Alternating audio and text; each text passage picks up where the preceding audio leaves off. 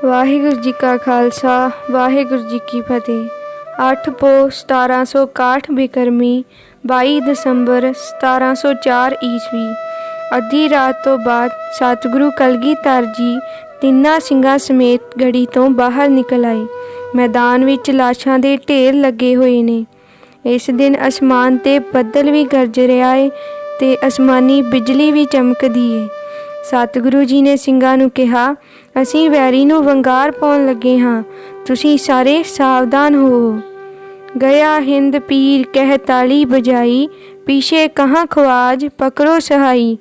ਇਸ ਤਰ੍ਹਾਂ ਪਾਤਸ਼ਾਹ ਜੀ ਨੇ ਉੱਚੀ ਆਵਾਜ਼ ਵਿੱਚ ਹੱਥਾਂ ਨਾਲ ਤਾੜੀ ਮਾਰ ਕੇ ਕਿਹਾ, ਹਿੰਦ ਦਾ ਪੀਰ ਚੱਲਿਆ ਏ, ਸਿੰਘਾਂ ਦਾ ਗੁਰੂ ਜਾ ਰਿਹਾ ਏ। ਖਵਾਜਾ ਮਹਿਦੂਦ ਅਲੀ ਨੂੰ ਲਲਕਾਰ ਕੇ ਕਿਹਾ, ਜੇ ਕਿਸੇ ਵਿੱਚ ਹਿੰਮਤ ਏ ਤਾਂ ਫੜ ਲਓ।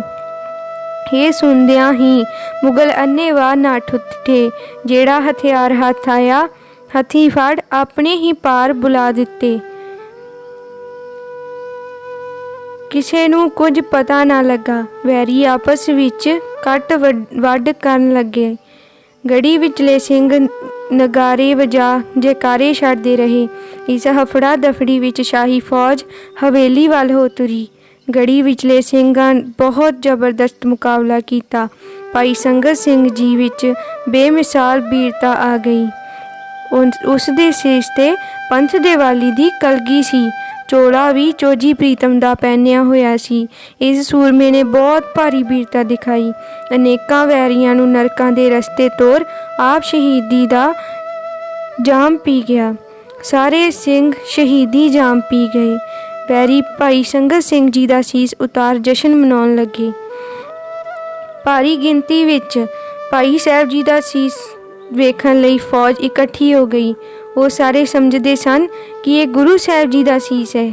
ਸਾਰੇ ਦੇਖਣਾ ਚਾਹੁੰਦੇ ਸੀ ਕਿ ਉਹ ਕਿਹੋ ਜਿਹਾ ਤਾਕਤਵਰ ਗੁਰੂ ਹੈ ਜਿਹੜਾ ਇੰਨੇ ਤਾਕਤਵਰ ਬਾਦਸ਼ਾਹ ਔਰੰਗਜ਼ੇਬ ਦੇ ਅੱਗੇ ਨਹੀਂ ਝੁਕਿਆ, ਜਿਹਨੇ 10 ਲੱਖ ਫੌਜ ਦੇ ਸਾਹਮਣੇ ਨਹੀਂ ਮੰਨੀ। ਪਹਾੜੀ ਰਾਜੇ ਤੇ ਮੁਗਲ ਜਰਨੈਲ ਇਸ ਸੀਸ ਨੂੰ ਮੂਹਰੇ ਹੋ ਦੇਖਦੇ।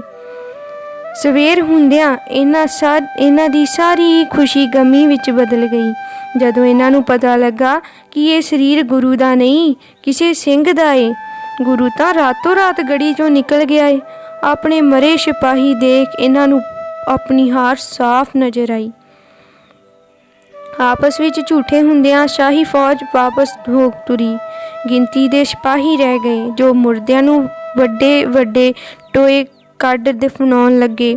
ਵਜ਼ੀਰ ਖਾਂ ਨੂੰ ਚੈਨ ਨਾ ਆਈ। ਉਸਨੇ ਕਈ ਫੌਜੀ ਦਸਤੇ ਪਿੰਡਾਂ ਵਿੱਚ ਤੇ ਮਾਛੀਵਾੜੇ ਦੇ ਜੰਗਲਾਂ ਵੱਲ ਗੁਰੂ ਜੀ ਨੂੰ ਲੱਭਣ ਲਈ ਭੇਜੇ ਤੇ ਢੰਡੋਰਾ ਪਿਟਵਾਇਆ। ਜਿਹੜਾ ਵੀ ਗੁਰੂ ਨੂੰ ਤੇ ਉਸਦੇ ਸਿੰਘਾਂ ਨੂੰ ਪਨਾਹ ਦੇਵੇਗਾ ਜਾਂ ਚਮਕੌਰ ਵਿੱਚ ਮਾਰੇ ਸਿੰਘਾਂ ਦੀਆਂ ਲਾਸ਼ਾਂ ਦਾ ਸੰਸਕਾਰ ਕਰੇਗਾ, ਉਸਨੂੰ ਸਰਕਾਰ ਦਾ ਬਾਗੀ ਜਾਨ ਸਮੇਤ ਪਰਿਵਾਰ ਕੋਲੂ ਵਿੱਚ ਪੀੜਿਆ ਜਾਵੇਗਾ। ਸਤਿਗੁਰੂ ਗੁਰੂ ਗੋਬਿੰਦ ਸਿੰਘ ਜੀ ਮਹਾਰਾਜ ਗੜੀ ਵਿੱਚੋਂ ਨਿਕਲਦਿਆਂ ਭਾਈ ਦਇਆ ਸਿੰਘ, ਧਰਮ ਸਿੰਘ ਤੇ ਭਾਈ ਮਾਨ ਸਿੰਘ ਜੀ ਹੋਣਾ ਨਾਲ 4 ਦਿਸ਼ਾਵਾਂ ਵੱਲ ਜਾ ਤੁਰੇ। ਪਾਤਸ਼ਾਹ ਜੀ ਪਿੰਡ ਰਾਏਪੁਰ ਵਿੱਚ ਦੀ ਜੰਡ ਸਾਹਿਬ ਕੁਝ ਦੇਰ ਜੰਡ ਦੇ ਦਰਖਤ ਥੱਲੇ ਬੈਠ ਗਏ।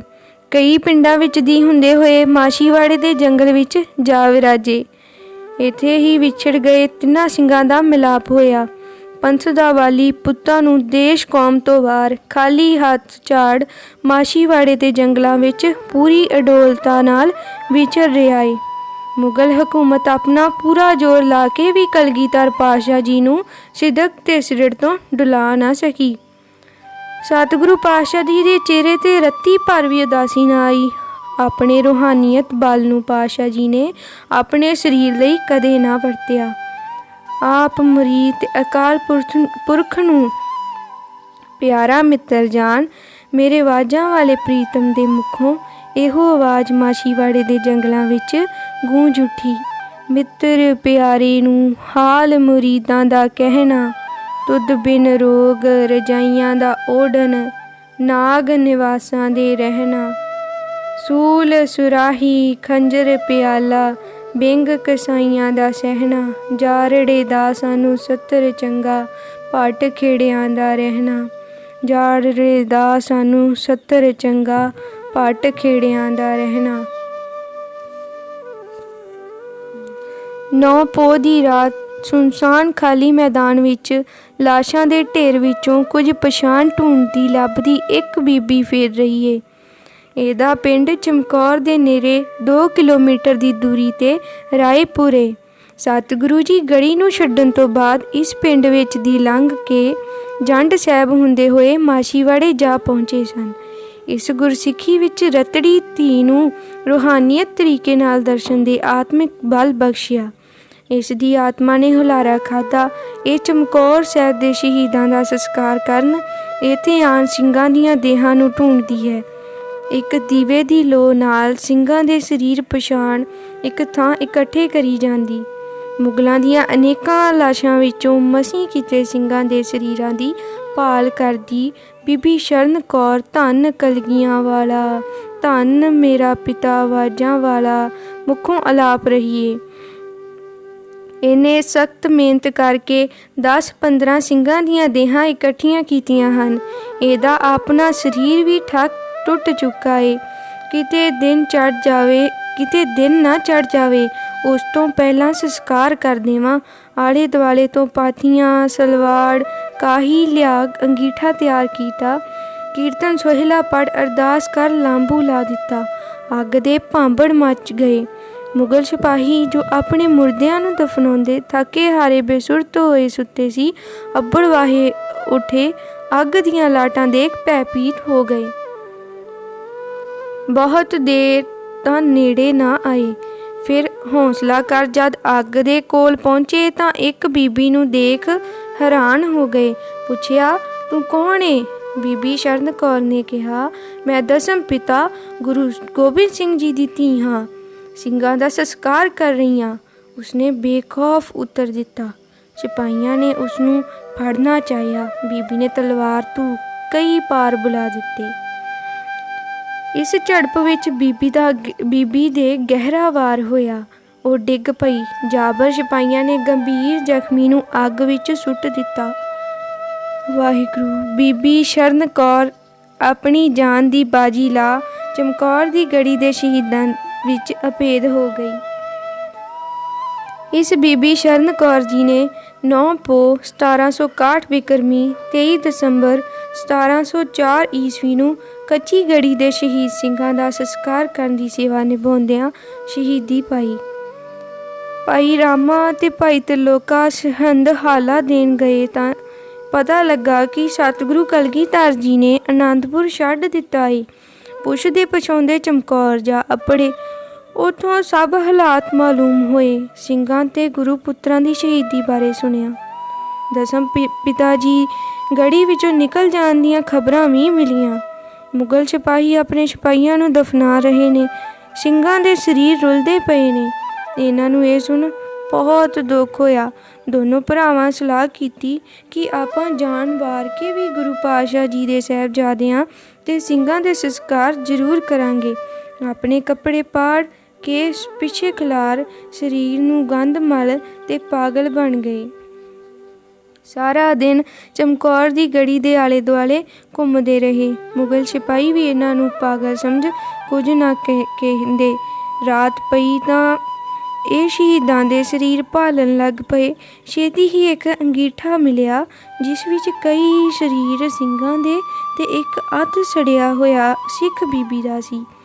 ਇਹ ਬੀਬੀ ਨੇ ਸੰਸਕਾਰ ਕਰਨ ਦਾ ਯਤਨ ਕੀਤਾ ਹੈ। ਸਿਪਾਹੀਆਂ ਨੇ ਇਸ ਨੂੰ ਸ਼ਹੀਦ ਕਰ ਅੰਗੀਠਾ ਵੀ ਠੰਡਾ ਕਰ ਦਿੱਤਾ ਹੈ। ਉਹ ਚਾਹੁੰਦੇ ਸੀ ਕਿ ਸਿੰਘਾਂ ਦੇ ਸਰੀਰਾਂ ਦੀ ਬੇਅਦਬੀ ਹੋਵੇ। ਡਰ ਕੇ ਲੋਕ ਗੁਰੂ ਦੇ ਸਿੱਖ ਨਾ ਬਣਨ, ਨਾ ਹੀ ਸਰਕਾਰ ਨਾਲ ਟੱਕਰ ਲੈਣ ਦਾ ਕੋਈ ਜੁਰਤ ਕਰੇ।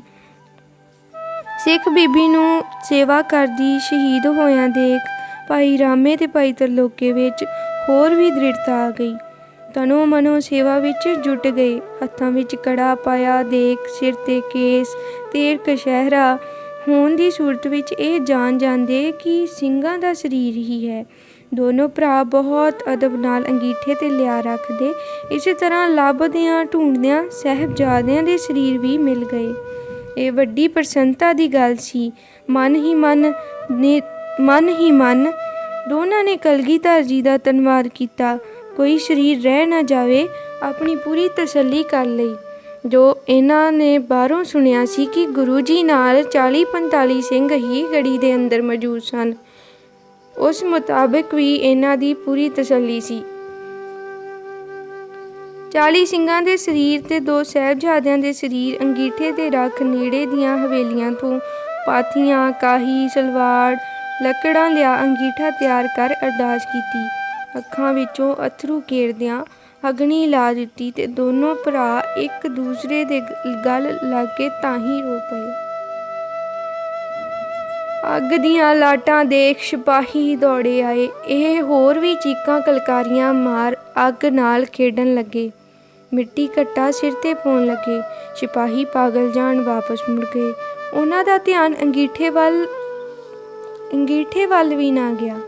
ਸਤਿਗੁਰੂ ਪਾਤਸ਼ਾਹ ਜੀ ਦੀ ਕਿਰਪਾ ਸਦਕਾ ਭਾਈ ਰਾਮਾ ਤੇ ਭਾਈ ਤਰਲੋਕਾ ਜੀ ਨੇ ਸਾਹਿਬਜ਼ਾਦਿਆਂ ਦੇ ਸੰਸਕਾਰ ਕਰਨ ਵਿੱਚ ਸਫਲ ਹੋ ਗਏ। ਗੜੀ ਦੇ ਸ਼ਹੀਦਾਂ ਦੇ ਸੰਸਕਾਰ 10 ਪੋਹ 1761 ਬਿਕਰਮੀ 24 ਦਸੰਬਰ 1704 ਈਸਵੀ ਦੀ ਰਾਤ ਨੂੰ ਕੀਤੇ ਗਏ।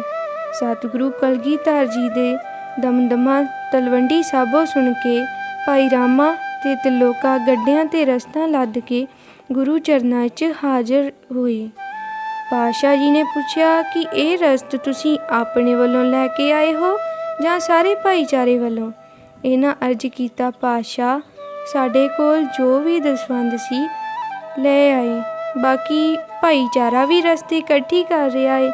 ਵਿੱਚੋਂ ਕਿਸੇ ਪ੍ਰੇਮੀ ਸਿੱਖ ਨੇ ਕਿਹਾ, ਪਾਤਸ਼ਾਹ ਜੀ ਇਹਨਾਂ ਨੇ ਚਮਕੌਰ ਦੇ ਸ਼ਹੀਦਾਂ ਦਾ ਸੰਸਕਾਰ ਕੀਤਾ ਹੈ। ਗੁਰੂ ਪਾਤਸ਼ਾਹ ਜੀ ਦੇ ਪੁੱਛਣ ਤੇ ਇਹਨਾਂ ਦੱਸਿਆ, ਅਸੀਂ ਪਾਗਲ ਬਣ ਕੇ ਉੱਥੇ ਕਿਵੇਂ ਪਹੁੰਚੇ, ਕਿਵੇਂ ਸੰਸਕਾਰ ਕੀਤੇ।